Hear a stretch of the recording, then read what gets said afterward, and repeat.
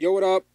Microphone didn't work in the last video, so this is UFC 137 prediction video take 2. I rambled a little bit in the last video, so I'm going to try and make this a little bit more clear and cut to my picks. But before I get started, check out this video right here in the corner. I'm putting on a competition. I'm calling it the Fight Block Prediction Grand Prix. There'll be a prize for the winner. It's the beta season, the first season. Just something to sort of do on the side for fun, and winner takes home a prize, like I said. But check it out for more details right there, and sign up. Yep, so on to UFC 137, live October 29th. That's a Saturday on pay-per-view. I'm going to give my predictions for the 5 main card broadcasted fights, although there are 2 really good prelims on Spike. Check those out. Tyson Griffin takes on Bart. I can't remember how to pronounce this guy's name. Pawlowski, badass brawler with a red mohawk. He brings it every time he fights. Tyson Griffin does the same. So that fight should be super entertaining.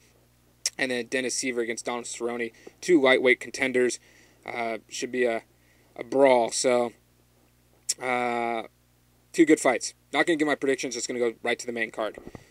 Starting off with Hatsu Hioki taking on George Roop in the first fight. Don't know much about Hioki. He's coming over from Japan.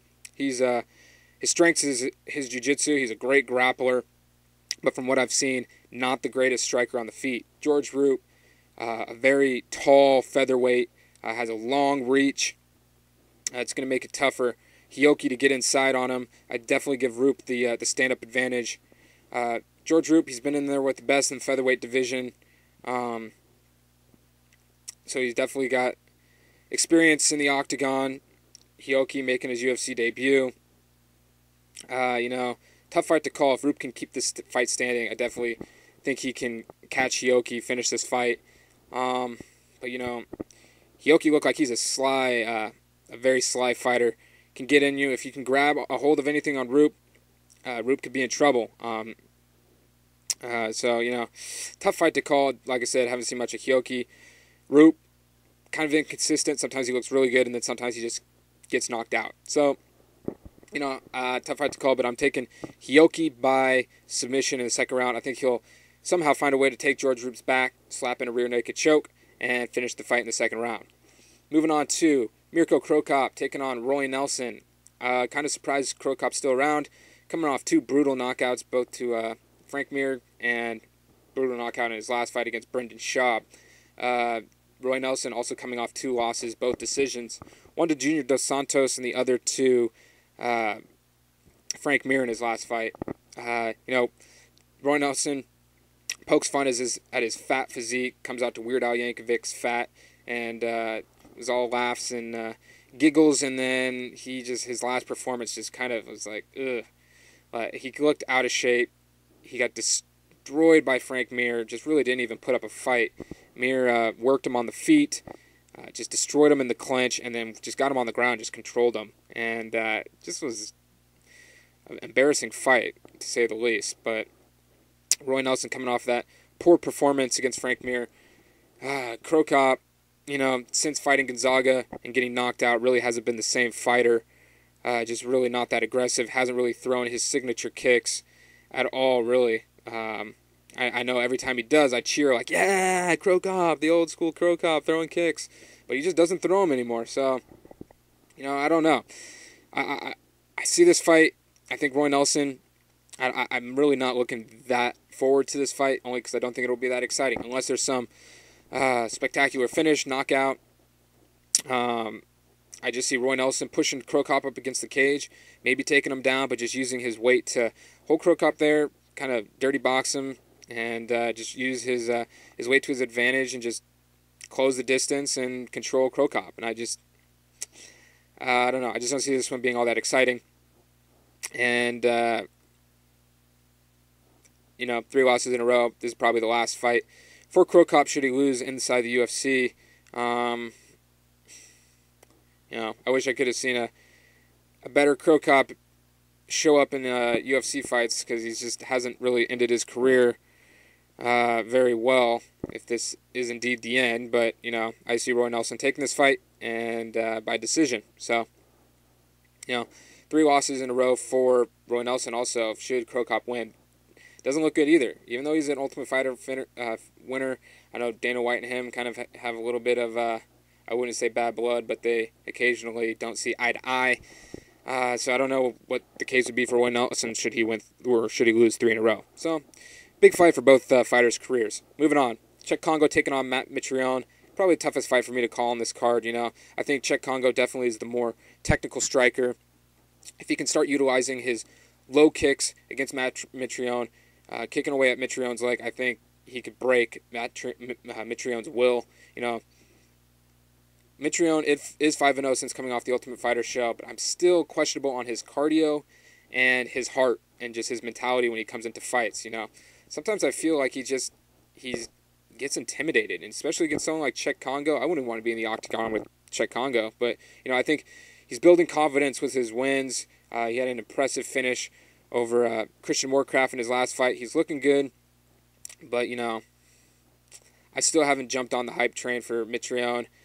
And you know, only thing that makes this fight hard for me to predict is Cheick Kongo's chin has been questionable in his last few fights.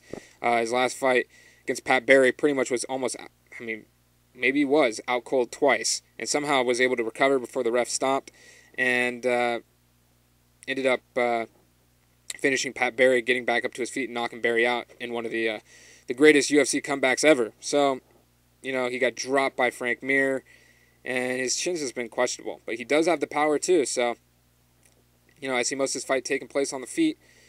I just give the technical striking advantage to Kongo, but Matt Mitrione could very well catch Kongo.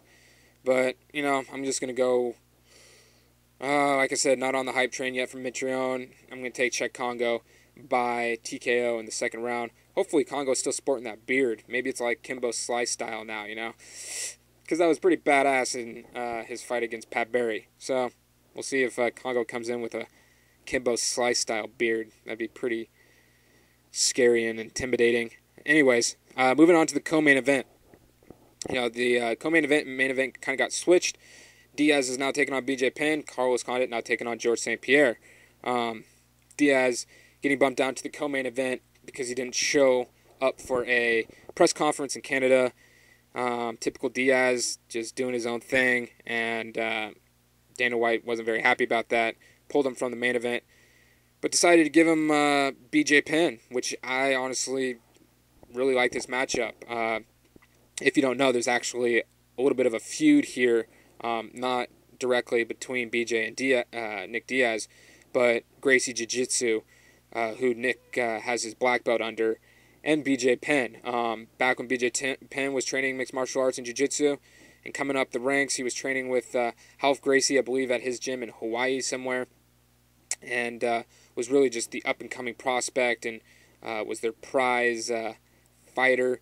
And he reached his purple belt with Gracie's, and then I believe Ralph Gracie didn't want to give BJ his black belt yet. BJ felt he deserved it. There was some disputes there. They just didn't see eye to eye, and BJ decided to leave, and he got his black belt jiu-jitsu his black belt in jiu-jitsu somewhere else. And the Gracies really take offense to that. They think BJ should be part of the Gracie family and should be representing Gracie Jiu-Jitsu, but he's not. And you know, BJ doesn't really say much about the whole dispute. It comes a lot from the Gracies, who take offense and are a little bit more vocal about it. But yeah, Nick Diaz representing Gracie Jiu-Jitsu taking on BJ Penn. You know, the Gracies will be rooting for Diaz to get a little bit of a revenge, so to say. But it'd be pretty wild to see Diaz submit BJ Penn, but doubt that's even close to possible. BJ just sick jiu-jitsu, never been submitted, but it'd be pretty fitting for Diaz to take home a submission victory. But yeah, both guys, solid jiu-jitsu. I just see it canceling out, and I see most of this fight taking place on the feet. I think it's just going to be a boxing match. I think it's going to go all 3 rounds, and you know, Diaz since leaving the UFC, lost 3 in the UFC, went over to Strikeforce, became the Strikeforce welterweight champion. Just looked very impressive.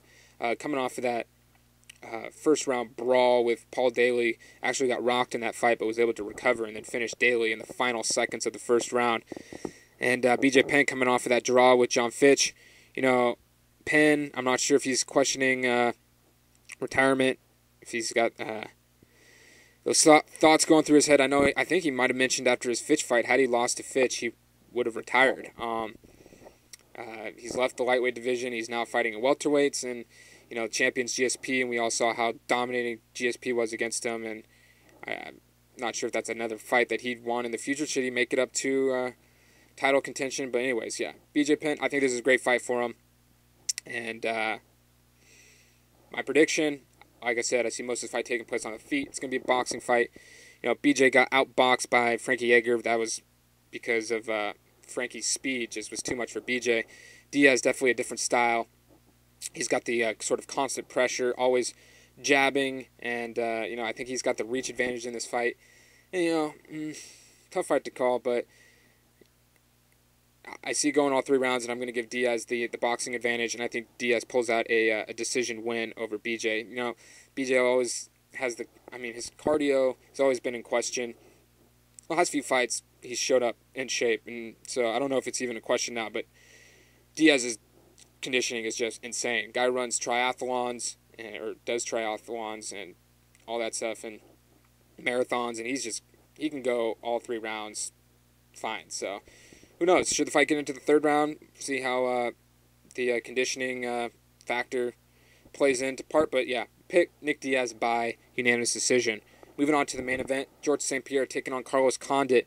Carlos Condit coming off of that impressive flying knee finish over Dong Young Kim, who was undefeated in the UFC, aside from a no contest? No, yeah, draw. Something. They reversed the Kyle Parisian fight because Parisian tested positive for painkillers, but technically Dong Young Kim lost that fight. Anyways, doesn't matter. Carlos Condit, he's pretty much the fans' fighter. He brings it every fight. He's got that style that's just entertaining, and he brawls on the feet. He's got solid jiu-jitsu on the ground. He's always trying to go for submissions. He's active, and he's just overall just a very entertaining fighter. Former WEC welterweight champion. I believe he was the champion when WEC folded the division. But since coming over to the UFC, I think he lost his debut tough decision fight with Campman, but he's been on a roll lately. I think he's very much deserving of this title fight with George St. Pierre. What to say about George St. Pierre? I know a lot of people give him a hard time because he's not finishing fights and whatnot, but I think that's just BS. I mean, yeah, he's not the most exciting champion to watch, but the dude is a true fighter's champion in the sense that he's smart and he defends his title and he does what he needs to do to win. And when you're a champion, you don't need to go for broke. You don't need to try and knock out your opponent to make a statement and whatnot. I know. When you're a champion, it's all about creating your legacy. But I mean, the way GSP has just dominated these top contenders in the welterweight division is just crazy. So I don't have a problem with GSP's fights. Very technical, very smart champion. And, how I see this fight going down, unless Carlos Condit catches GSP, I just think it's going to be more of the same. I think GSP has the jiu-jitsu defense to take Condit down and avoid Condit's submissions. If Condit has a weakness, it's definitely his takedown defense. GSP, he'll probably trade with Condit, see how his striking matches up, but I just see GSP taking this fight to the ground, getting on top, grinding out a decision. Another sort of smart performance, if you would like to call it. Maybe not the most exciting, but I think Condit will make a fight out of this, and I think Condit will have his moments in this fight, but I can't go against GSP. GSP by unanimous decision. Those are my predictions. Thanks for listening. UFC 137 live October 29th, pay-per-view. Looks like a solid card to me. Should be some great fights. I'm really looking forward to this one. And, subscribe. Hit me up on Twitter. Follow at fight_block. Like I said, putting on a Fight Block prediction Grand Prix tournament. Season 1, the beta test. There'll be a prize for the winner. If you want to join, sign up. Check out the video. I guess I'm pointing at it, so I guess I'm going to post it again. So right there. Check out the video. And, pretty much all I got to say. Peace.